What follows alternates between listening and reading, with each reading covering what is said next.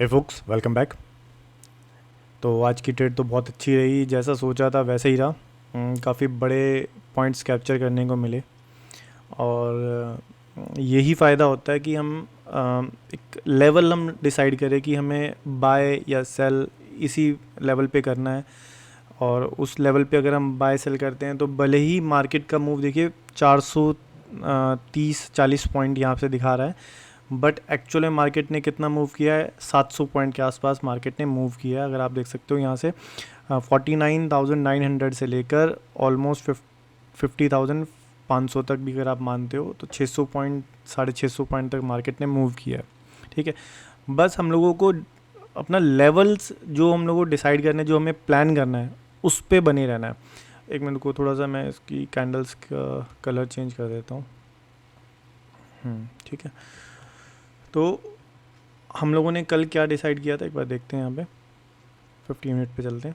हम लोगों ने डिसाइड किया था कि हम लोग बाय इस वाली जो लिक्विडिटी है, ये लिक्विडिटी के नीचे हम लोग बाय करेंगे।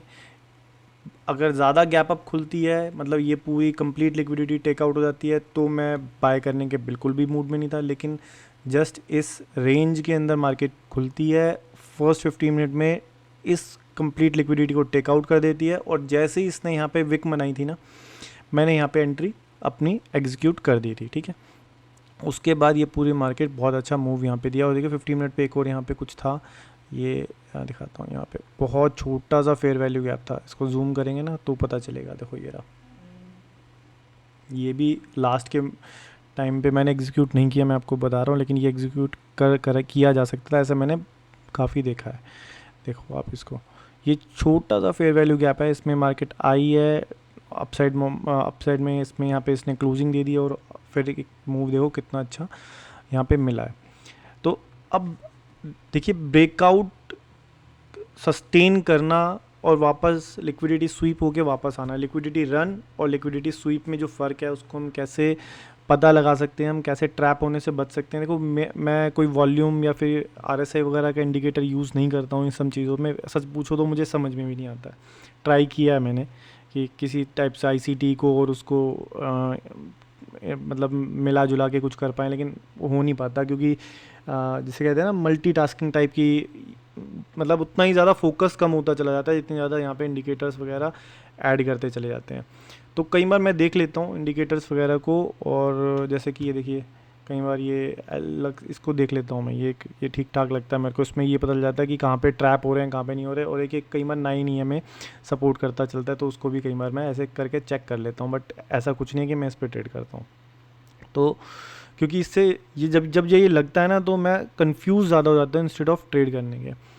तो अभी हम, हाँ, मैं क्या बात कर रहा था कि ब्रेकआउट सस्टेन करेगा या वापस रिवर्स हो जाएगा, उसको हम कैसे पता लगाएं। और उसके मतलब ऐसा तो नहीं 100% बिल्कुल हम पता लगा ही सकते हैं, मार्केट है।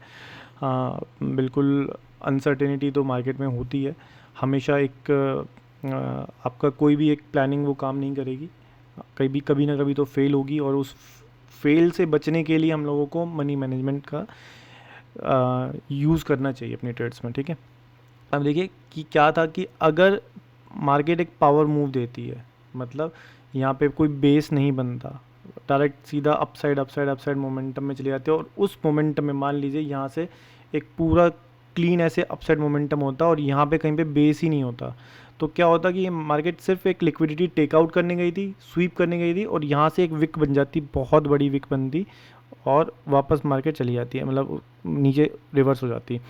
अगर ऐसा होता तो हो सकता था आपका ये सब क्लीन हो जाता है नीचे का ना, क्योंकि एक रेंज में होता है, आपने देखा होगा। एक सेकंड बताता हूँ क्या होता है मोस्ट ऑफ, कि मान लीजिए एक रेंज में मार्केट फंसती है, आप कभी देखना एक ऐसे मार्केट रेंज में फंसती है, और उसके बाद क्या होता है कि जैसे मान लीजिए एक रेंज पे मार्केट ऐसे फंसी हुई है, ठीक है, यहाँ पे एक्मुलेशन हुआ है मार्केट का, फिर क्या होता है, मैनिपुलेशन होता है, और देखा हो आपने, फिर यहाँ पे डिस्ट्रीब्यूशन शुरू हो जाता है, पूरी मार्केट रिवर्स हो जाती है इस टाइप से। ठीक है, आपने देखा होगा कि जिस साइड में मार्केट निकलती है उसके अपोजिट साइड में ज़्यादा बड़ा मूव होता है। ठीक है, लेकिन इस कंडीशन में क्या हुआ, यहाँ पे ना एक बेस बना।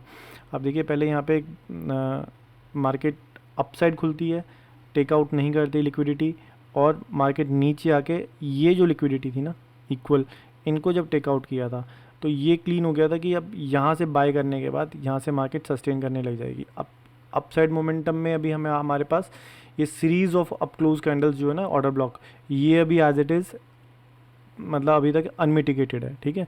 चांसेस हैं, अब देखिए 4 आवर पे चलते हैं। ये जो कैंडल बनी है ना 15 मिनट्स की, ये थोड़ी सी ठीक है डेंजरस है। अगर देखिए, अगर मैं यहाँ पे आता हूँ ना यहाँ पे, अब देखिए कि अगर इसमें जो मैक्सिमम वॉल्यूम का जो मार्किंग होती, वो मार्किंग इस यहाँ पे होती ना, अगर इसके विक में मान लीजिए जैसे मैक्सिमम वॉल्यूम की मार्किंग जैसे ये होती है ना, देखिए ये वाली कैंडल है, ये कैंडल देखिए, इसकी मैक्सिमम वॉल्यूम की मार्किंग क्या हुई है यहाँ पे, विक में हुई है। मैक्सिमम वॉल्यूम की मार्किंग यहाँ पे विक में हुई है, विक में हुई है। अगर इसके इस कैंडल में मैक्सिमम वॉल्यूम की मार्किंग इस विक में कहीं यहाँ पे होती, दैट मीन्स क्या होता है, यहाँ पे मैक्सिमम लोग यहाँ पे ट्रैप हो गए होते हैं, मतलब वॉल्यूम यहाँ पे आई है। मतलब वॉल्यूम का मतलब है, अगर मान लीजिए यहाँ पे किसी ने बाई किया है तो किसी ने यहाँ पे सेल भी तो किया है ना, तो मान लीजिए सब यहाँ पे बाइंग में आ गए हैं, ट्रैप हो गए हैं, तो यहाँ पे किसी ने तो अपना यहाँ पे पोजीशन स्क्वायर ऑफ गए, तो वॉल्यूम के यहाँ पे मार्क आ जाते हैं यहाँ पे। तो इस टाइप से मैं इसको यूज़ कर लेता हूँ कई बार। तो अभी इसमें तो ऐसा कुछ नहीं हुआ है, बट देखने में ये डेंजरस सी लग रही है। 4 आवर पे चलते हैं, थोड़ा पिक्चर क्लियर होगी अब क्या हो सकता है मार्केट में। अब देखिए, अभी फ़िलहाल मुझे मार्केट में थोड़ी सी और क्लियरिटी चाहिए कि मार्केट अभी क्या कर सकती है। देखिए बहुत अच्छा मूव दिया है यहाँ पे, और ये 4 आवर में अब देख सकते हो ये एक ऑर्डर ब्लॉक का काम करेगा यहाँ पे, काफ़ी ऑर्डर ब्लॉक का काम करेगा यहाँ पे। और ये तो इसका हायर हो गया, इसको अभी हटा सकते हैं। और अब क्या बन सकती है, देखिए यहाँ पे ना मुझे क्या चाहिए यहाँ पे, कि यहाँ पे अभी 4 आवर की एक यहाँ पे कैंडल चाहिए मुझे ग्रीन, भले ही वो ग्रीन हो, भले ही वो बहुत बड़ा गैप अप खुलने के बाद वापस नीचे आ जाए, लेकिन पर्पज़ क्या है, पर्पज़ ये है कि यहाँ पे मुझे एक फेयर वैल्यू गैप चाहिए, ठीक है। यहाँ पे मुझे एक फेयर वैल्यू गैप चाहिए, भले ही अब वो यहाँ से फ्लैट खुलती है, थोड़ी सी गैप अप खुलती है, नीचे आती है और ऊपर चली जाए, ऐसे वो भी चलेगा, या फिर बहुत बड़ा गैप अप खुलता है और नीचे आ जाए, वो भी चलेगा। इस फेयर वैल्यू गैप से रिस्पेक्ट होके मार्केट फिर से ऊपर का मोमेंटम दे सकती है। और हाँ, अगर फ्लैट खुलती है, थोड़ा नीचे आती है और स्मॉलर टाइम फ्रेम पे मुझे कुछ मिलेगा, तो ये इस वाली कैंडल का हाई को मैं एक बार टारगेट ज़रूर करने की कोशिश करूँगा। जो भी मुझे पॉइंट मिले, 200 300 400 जो भी मुझे पॉइंट्स मिल जाएंगे उसका मैं ट्राई करूँगा। यहाँ से ये कैंडल बन जानी चाहिए, ब्लैक बने या ग्रीन बने, उसके बाद यहाँ पे एक फेयर वैल्यू गैप में जब मार्केट आएगी तो यहाँ से मार्केट एक अपसाइड मोमेंटम में यहाँ पे मिल सकता है। लेकिन यहाँ पे एक फेयर वैल्यू गैप बनना मुझे मतलब होना चाहिए, यहाँ पे एक फेयर वैल्यू गैप, ठीक है।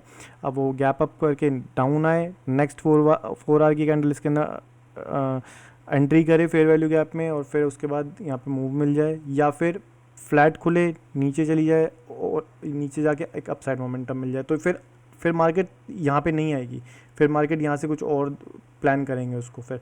लेकिन अगर यहाँ से बहुत बड़ा गैप अप खुल के डाउन आती है, फिर नेक्स्ट 4 आवर की इसमें एंट्री करती है, फिर अपसाइड को मोमेंटम मिलेगा। अगर यहाँ से फ्लैट खुलती है, थोड़ी सी नीचे जाती है, शॉर्टर टाइम फ्रेम पे हमें अच्छा मूव मिलता है और अपसाइड में चली जाएगी, तो फिर यहाँ से कुछ देखना पड़ेगा। तो फिर टारगेट सिर्फ आज का हाई रहेगा, ठीक है। 15 मिनट पे क्या टारगेट मिल सकता है हम लोगों को, देखते हैं। 15 मिनट पे आपको दिख रहा है, ये इसको हटाता हूँ फ़िलहाल मैं, इसको ही ले लीजिए यहाँ से ना। ये जो फेयर वैल्यू गैप बचा हुआ है ना, ये फेयर वैल्यू गैप, यहाँ तक मार्केट एक बार आ सकती है। ये टारगेट है 50,900 तक का, कुछ टारगेट हम लोगों को आने वाले 2-3 दिनों में या फिर 1-2 दिन में मिल सकता है ये टारगेट, ठीक है। फ़िलहाल तो यही है मेरी एनालिसिस। बैंक निफ्टी की, निफ्टी देख लेते हैं निफ्टी ने क्या किया। निफ्टी 4 आवर पे क्या कर रहा है,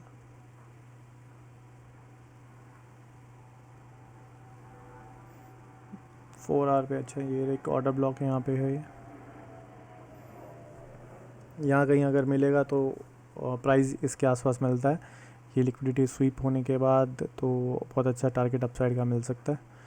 और अभी निफ्टी की तो इतनी एनालिसिस है, इसमें इससे ज़्यादा कुछ है नहीं अभी। जब तक मार्केट इसको अपसाइड मोमेंटम को कंटिन्यू रखते हैं, हम भी उसी साइड चलेंगे, ना कि उसको फोर्स करेंगे कि तू नीचे आ, ठीक है। बैंक निफ्टी हो गया। अच्छा, ये चीज़ आपको समझ आ गई होगी कि बेस चाहिए होता है। अगर मान लीजिए यहाँ पे बेस नहीं होता, ये वाला बेस नहीं होता, देखो ये वाला बेस अगर नहीं होता ना मार्केट का, इसको फ़िलहाल मैं हटाता हूँ, ये बेस अगर नहीं होता जो आज मार्केट ने अपसाइड खोलने के बाद डाउन गया है, तो ये बेस नहीं होता तो ये इतना बड़ा मोमेंटम शायद हमको देखने को नहीं मिलता। मार्केट यहाँ से रिवर्स हो सकती थी अगर डायरेक्ट ही सीधा अपसाइड में चली जाती। तो आपको बस ये देखना है कि अगर बेस बनाती हुई मार्केट जा रही है तो हो सकता है वो सस्टेन कर जाए। अदरवाइज वो डायरेक्ट पावर मूव देती है सीधा सीधा, जैसे ये आया था ना मूव, आप देख सकते हो ये वाला जो मूव आया था, इसने सब कुछ नीचे लिक्विडिटी स्वीप तो करी थी, ये पूरी क्लीन करी थी, लेकिन क्या हुआ, वापस रिवर्स हो गई थी। तो इस टाइप के पावर मूव सस्टेन नहीं करते, वो जस्ट लिक्विडिटी ग्रैब करने के लिए जाते हैं। तो आज की वीडियो के लिए इतना ही, मिलते हैं नेक्स्ट वीडियो में, तब तक के लिए गुड बाय।